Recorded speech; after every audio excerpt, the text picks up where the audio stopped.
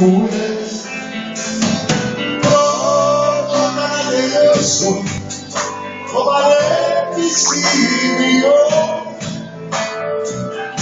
μετά να κάνω τη θητεία στο στρατό, να πιάσω δουλειά σε κανένα γραφείο,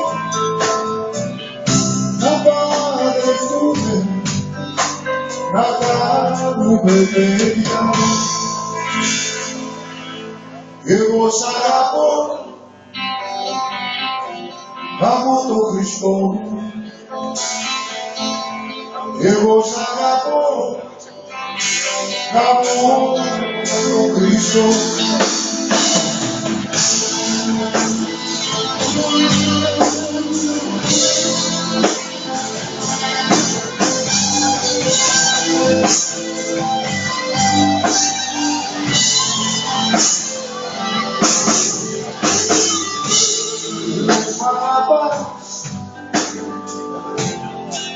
Να παντρευτούμε,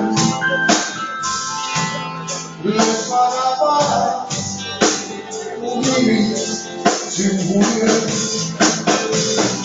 Όλα να πάω σε κανένα πουλίο, να κόψω τα γένια, να κοντίνω τα μυαλά, να έρθω στο σπίτι, να γνωρίσω ο παπάς σου, να σταματήσω και τα ναρκωτικά.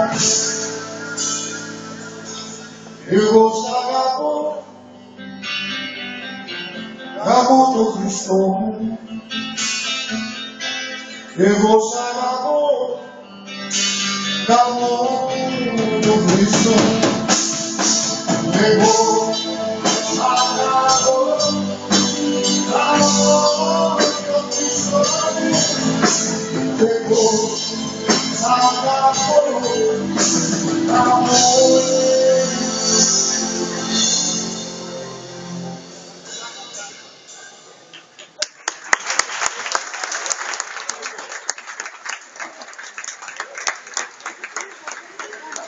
Ευχαριστούμε, αγαπητοί φίλοι. Για τη συνέχεια έχω γυμνές ειδήσεις με τον Τζίμι Μπατζούκας.